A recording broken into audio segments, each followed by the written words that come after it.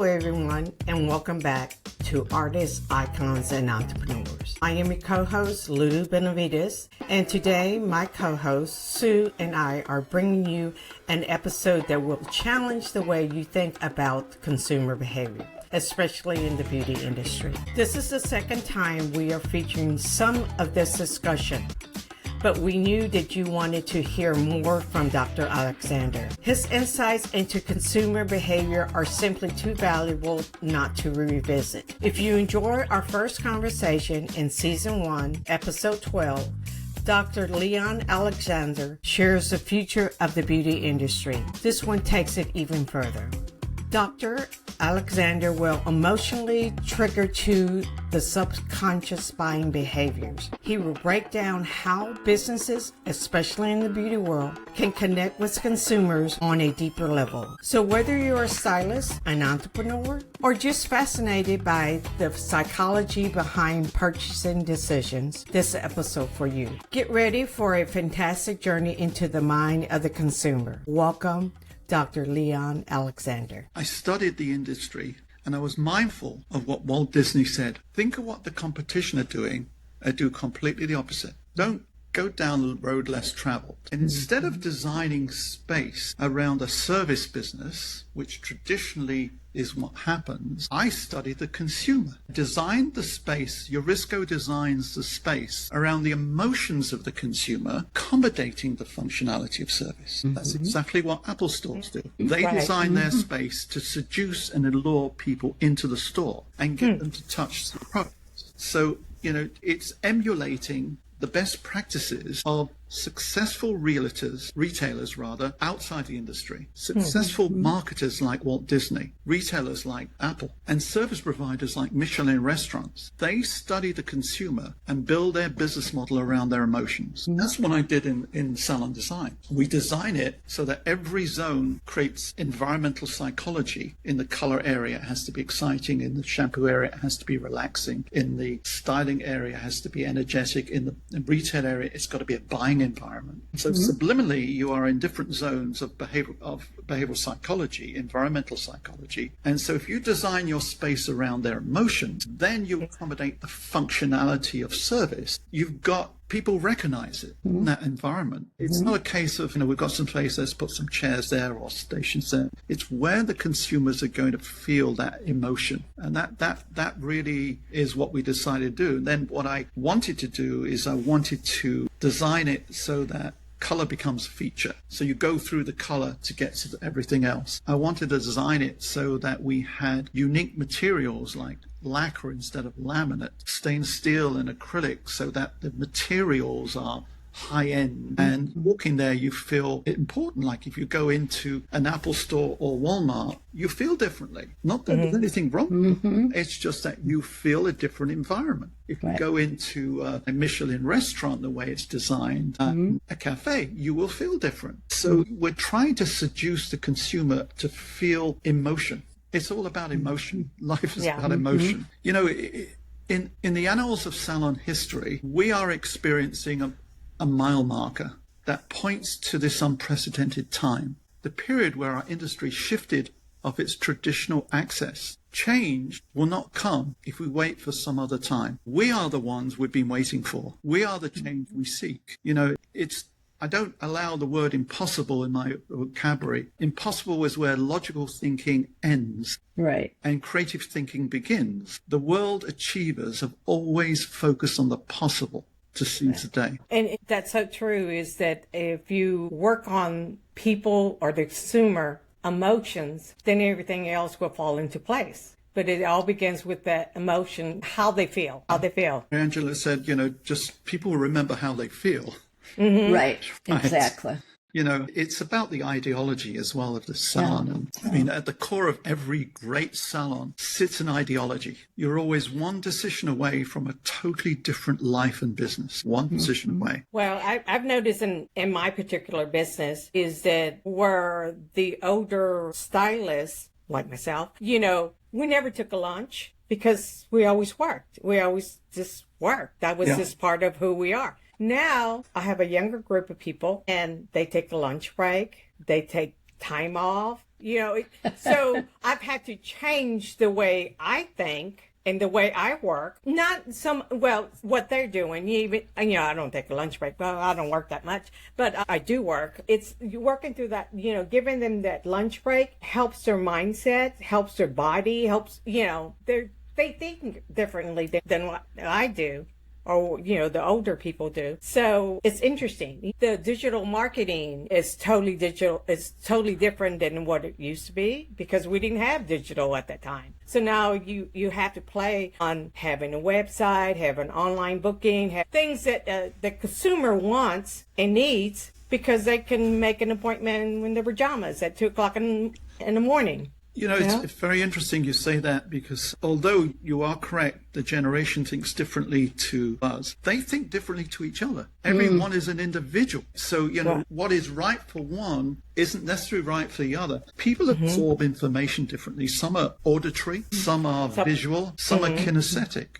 So Correct. You have to really understand your people. So if they're auditory, you tell them what they want to hear. Exactly. And if they're visual, show them what they want to see, and otherwise go to emotions.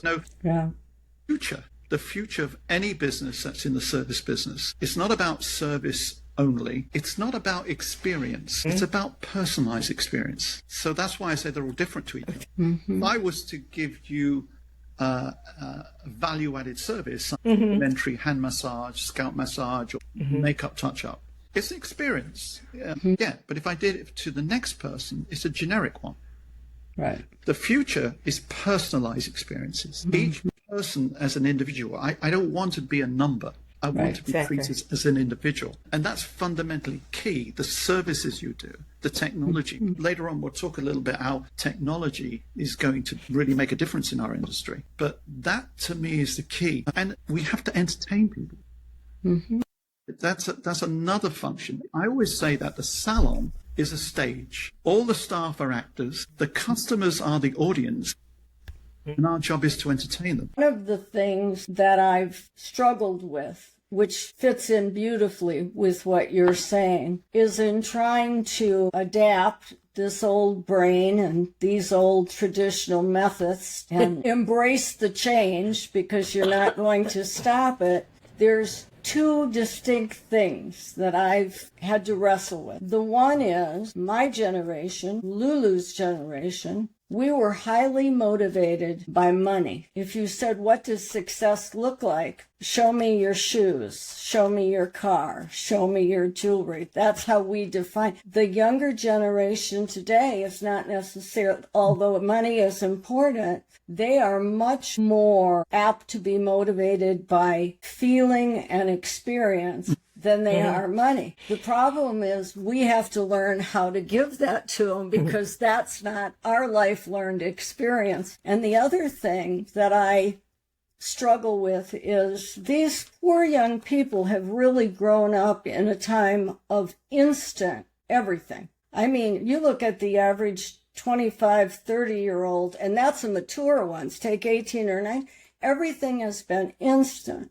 The problem is you don't become very good or even great in this industry instantly. It takes a lot of constant work and small bites of success. And one day you get there, but they are so hungry to have success quickly. And that's something that we have to constantly be reinventing in how we can help them achieve those goals so that they do feel like they're constantly moving forward. We used to do quarterly appraisals one-on-one people. Absolutely. And it wasn't us just telling them, it was them telling us. So it's a two-way conversation. And some people, as you say, are motivated by money. Some people motivated by promotion. Some motivated by traveling. I mean, it goes back to not having one brushstroke for everyone. It's being personal, finding out what makes this person tick and that person, and creating a personal growth plan for each. That to me is the only way forward, and having the right people with empathy and understanding and listening skills to be able to evaluate and recommend what is appropriate for them. It's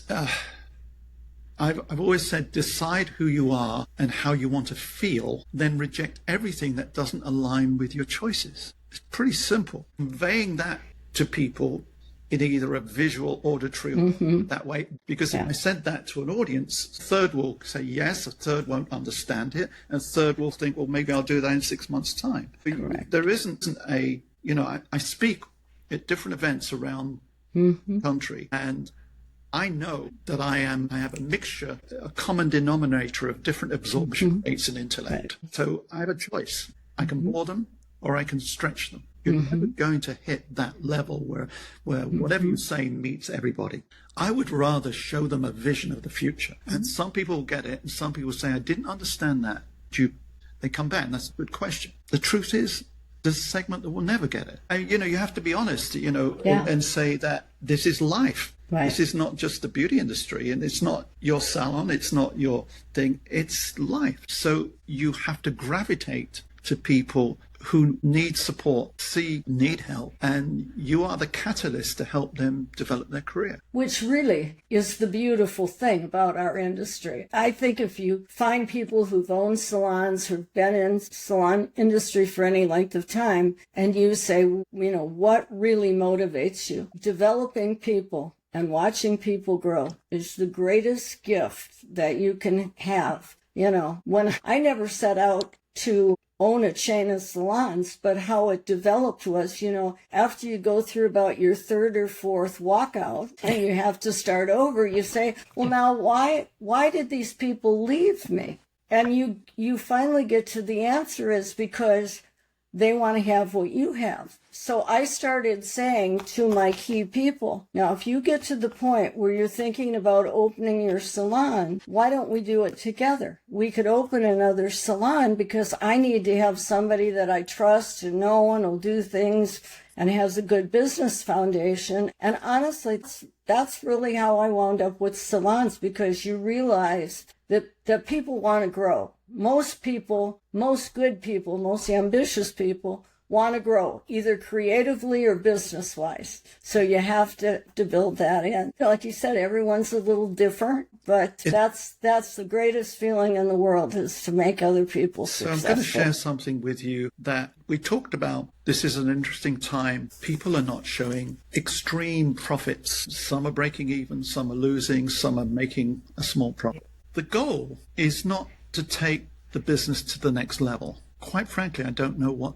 that means. How do you measure the next level? The goal, period, is to maximize the profitability of the business. That is the goal. And if you've got 1,500 square feet and you've got 6,000 feet, your maximize will be different. But you can do it on a feasibility study to see what the maximum is. That is the goal. Words matter. They matter. They reinforce paradigms and perceptions. So I believe we should stop calling them salons and see what happens. They're just spaces with audiences. Run with it, blow up the model, have fun, and reinvent. Vidal Sassoon never said Vidal Sassoon salon. I mean, Apple has nothing to do with technology. So what I'm saying is that the fundamental goal of the business is to maximize the profitability. So why, when possible, aren't salons doing additional income opportunities other than their core business of hair? We've done in the past is design salons space with champagne bars, wine bars, coffee bars that convert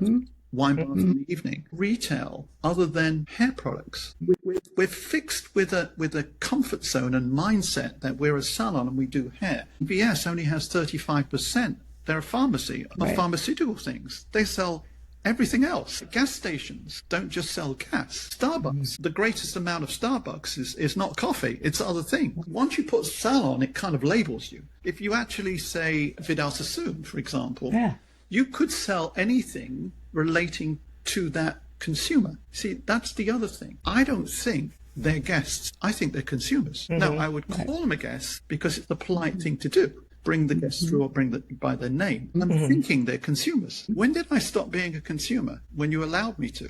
So I see them as consumers, and I create a consumer strategy, not a guest strategy. So that means that you still have the highest standards of hair services. It's a bare minimum. You still have the highest standard of civility in how you treat the person. But I'm thinking all the time that they're consumers. I'm creating a consumer strategy, and I'm maximizing on that. For example, I went to a salon a short while ago, And I said, well, why don't you do skincare? I said, well, we're a hair salon. I said, do the people who come in have skin? And I would reverse that. If they're a spa, why don't you do hair care? Because you're in this comfort zone box. So why don't we do retail? Why don't you have concessions with co-tenants to bring some of the stuff in there? And create a higher average ticket, or have a cafe bar. I'm talking about high-end cafe bar that a vendor would run it. You wouldn't run it yourself. But, I mean, of course, this depends on space and it depends on location. You know, if you've got a high street and you've got a certain size, you can do that. But there are certain things we've got to stop thinking that this is what we do, because in overheads, you need additional income opportunities. Right.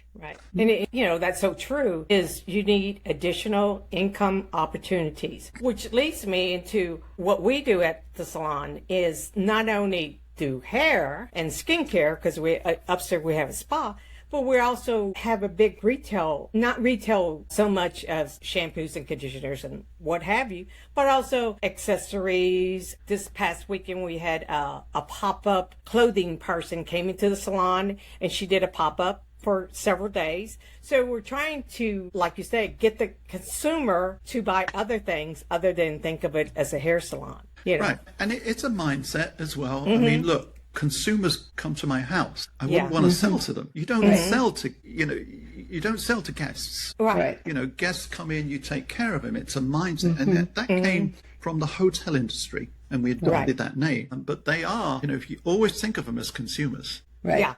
Yeah. On that note, I have to say that I'm very confused by the consumer today. And I'll give you this scenario. Maybe you can identify with this, but I did international travel for 17 years. And I'm a people watcher. I used to love to sit in airports and study people. And if you did that over a month or during a particular season, you really felt like you had a grasp on what was happening. I sit in airports today and I'm bewildered. I don't see a common denominator beyond casual. The hair, for being the generation of the 70s, 80s, and 90s education and training, I look at hair. I don't see strong silhouettes. I see some good color out there, but I see a lot of bad color out there. I look at just how people are coordinated. And so I sit back and I think, who is the consumer? Who would you want to reach today and how would you reach them? Because I think as diverse as the stylists are individuals, so are the consumers today. So to find that niche product or that, it's challenging. It takes some purposeful thought to. It does, and you are right. Just like the staff, people are individuals, and what you have to do is study as much as possible to where the consumer's going, where they are now, but where they're going. If you want a sustainable business, you can't. Businesses, I don't believe in trends. Trends are what's in fashion now, could be out of fashion 2 to 5 years' time. Even sustainability creates quality will always be recognized by a segment of consumer. You will never please all the consumer, but they will gravitate to you if you have a clear, concise product or service. That will last through any recession. Through recessions, there are people that have been extremely successful. So it's a matter of creating a new business model. It's not something business model that you can outsource. It requires significant organizational introspection, courage, honesty, and design thinking, as you were saying. There's no off-the-shelf solution, no app, no magic to it, just a willingness to reinvent, reimagine, and risk the occasional mistake. Think of it this way. If it isn't risky, it's probably not innovative. Exactly. When we started Eurisco Design, I knew that this is my market, 20%, the discerning that doesn't want to look like the average salon, that doesn't want to look like the salon down the road. And I knew that I wasn't right for the other side. Look, the industry in the millennium fell into 3 categories: budget salon, in salon, and high-end, what it was. This has evolved. Currently, we have seen a demise in the mid-market chain salons. They're gone. And there's no, because they had no point of difference. A growth in suites and independence, and a split in the high end, with some pioneers adding additional income opportunities, things we talked about, bars, etc. But the future, as well as doing what we do well now, will involve technology. Salons are saying that manufacturers and Amazon is taking away our retail. To a degree, that's true. So how do you do what Amazon can't do? You do what Lulu does.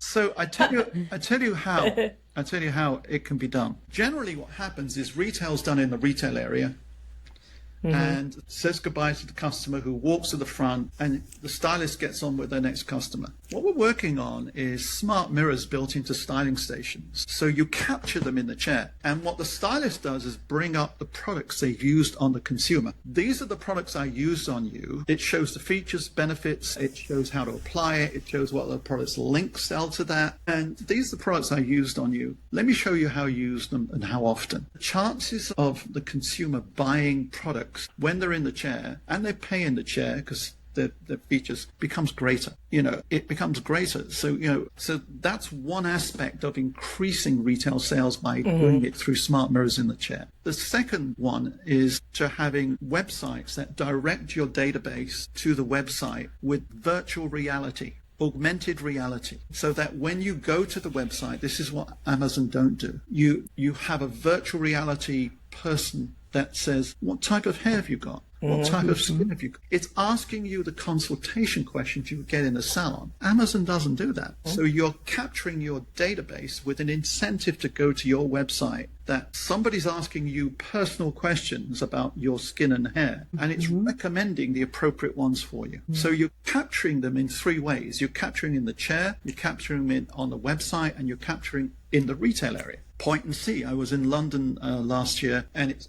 point and see. So you point at the product, and a window pops up behind showing the features, benefits of that product and how to apply it. So by bringing that in, it's key. And it's personalized experiences. The other thing is, when you go into a salon and you see you've got mature customers and you've got people in their early 20s, and you've got one track of music playing for everyone, how could that be appropriate? People are at different biorhythms and different moods, and things have happened to them in the course of the day. Now you have systems that have a 2 foot by 2 foot tile that's over the station, that's voice activated by the consumer. So you can say, Sue, I want classical music. And within the 2 foot square, classical music plays. You stand outside of that, it's silent. And Lulu, you could say, I want jazz. Yeah, I'm right. I'm taking notes. She's right. You can say, I want jazz, and jazz plays within that 2 foot square. Another customer say, I've got a headache. I don't want any music. Personalization is the future of any business. Key. I mean, they're now coming out with smart brushes that you brush the hair, and it shows the protein content, the tensile strength, and it sends it to the consumer's phone. And you sell treatment. Technology is going to support business that actually supports. It's not going to replace it. It's not in case of that. It's not a case of technology. It's touch and tech is the alluring cocktail. Right. And I think that's, to what you're saying is technology is where it's at. Because I know that when the stylist leaves, and they're trained, or a couple of them are trained, or follow the system, because I have an actual system. So they know that when they're doing the client's hair, that they're talking about the product that they use on it and how to use it. Then they walk the client to the front desk and they pre-book the client. So I have girls there that are 3 months pre-booked. Yeah. Or if they don't want to pre-book at that particular time, they can go to our website and book on the website that they find of. But you're giving the consumer options for them to make their appointment or to be ahead of the game. And one thing you said also is for the consumer to go to your website and, they can write down what type of hair they have. I have been thinking about it, but I haven't done it yet because my web designer is also so freaking busy. Anyway, that's one of the things that, I have thought about doing. So I'm always thinking about the digital part. What sets us apart from other salons or other businesses in the area, and not only look at what salons are doing, but look what businesses are doing. Absolutely. You know, you hit a very valid point. There are some excellent events in our industry. I mean, Serious Business. Yeah, I go to Serious Business every year. Right. They're great events, and they're very good to share best practices. But equally, you have to go outside the industry to find out what the best retailers like Walt Disney are doing. Exactly, How different events are happening of the future. If you surround yourself with successful businesses, then you'll glean something. It's the same consumer that goes into Apple Store that comes into our It's the same consumer. We've got to think differently.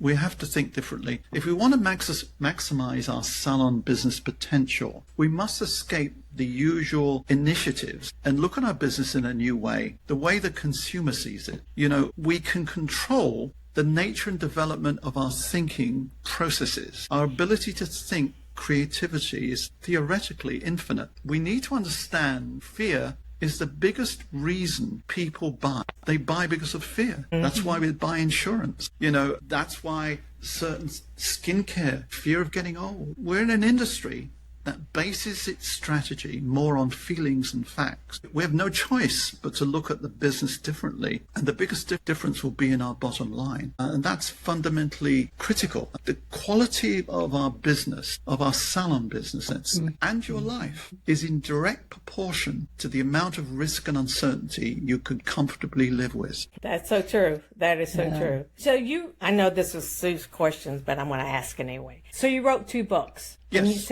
And you sent us your last book that you wrote, and forgive me, I did not read all of it, but I read some of it, and it's From Comfort to Growth. Yes. And so let me read this to the audience. There's a little blip that you said in there. The most powerful competitive advantage of the future will be a mindset based on a clear-eyed recognition that we, as an industry, have to come to a point where there is more risk in adhering to the status quo than there is in defining it. Indeed, we are approaching an evolution fork in the road of the 4 salons. They are those that will follow old rules into extinction, which with the pioneers will rapidly adapt to a new business model reality. So can you elaborate more on that? Mindset's critical on running a business and your personal life as well. So, if your personal life is not in a good place, chances are your business is not in a good place. And the view you adopt about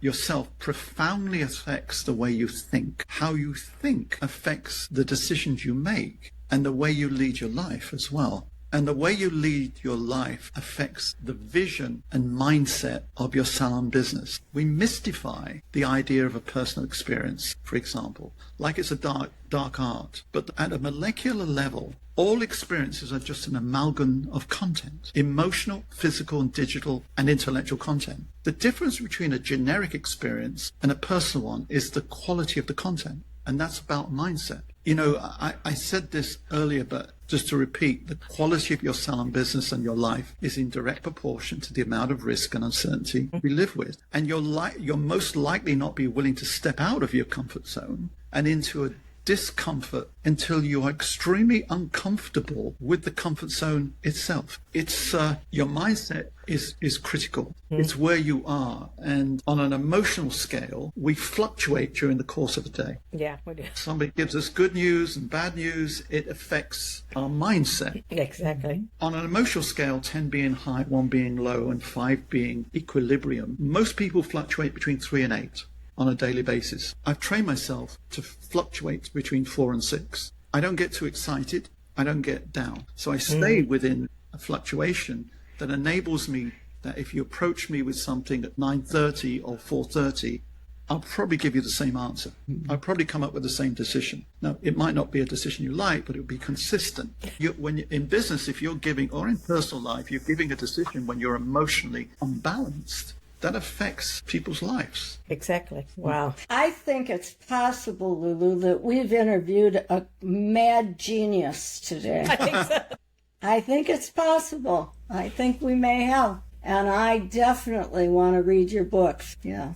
Deep insight. Wonderful, wonderful to talk with you. I always ask every guest this because I like to know if there's something that makes people tick. Because in the dark hours, which you don't have, when the devil is at your door and the banker is in the back of your mind, what sustains you? Do you have a motto, a credo, a past experience? You know, we are all a product of our history. Because I'm a clinical thinker rather than one, I think carefully about every major decision. I create a plan, strategic blueprint about everyone. This minimizes chance of failure.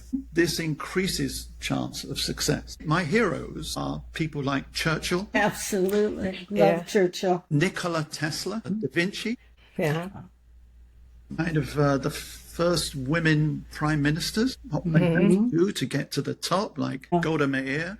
Yeah. The one that comes to mind. So, yeah, I'm fascinated by people that have made an impact on society and what made them tick. So I don't particularly I've got lots of things that I follow, but I don't have that I'll tell you what I do believe. I'll just share this with you. Every morning in Africa, an antelope wakes up. It knows it must outrun the fastest lion or it will be killed. Every morning in Africa, a lion wakes up. It knows it must run faster than the slowest antelope or it'll starve. It doesn't matter whether you are the lion or the antelope. When the sun comes up, you better be running. That's great. And that's what I believe. Just make sure that you are prepared and ready. What I said at the beginning, think of what the competition are doing and do completely the opposite. Make sure it's sustainable. Make sure it's in alignment with the consumers. And if you do that, you'll always get up excited. Well, thank you so much. Been such an inspiration, not only to the audience, but also to us. So I've made some notes. I'm going to read your book,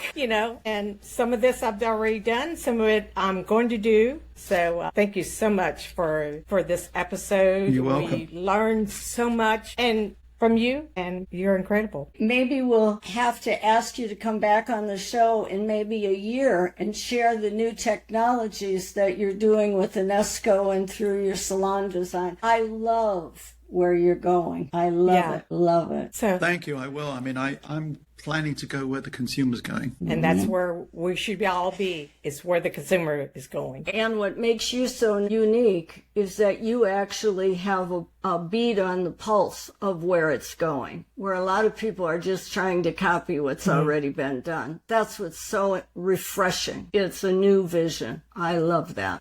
Thank you. Thank you so much. You're welcome. Wow, what an episode. That wraps up another exciting edition of Artists, Icons, and Entrepreneurs. Thank you so much for joining us. We hope you're leaving inspired and ready to chase your dreams. Don't forget to follow us on social media and subscribe to our podcast so you never miss an episode over at youtube.com/Artists, Icons, Entrepreneurs, as well as Facebook at Lulu Benavidez, on IG at Lulu Benavidez, at Evolve Hair Solutions as well.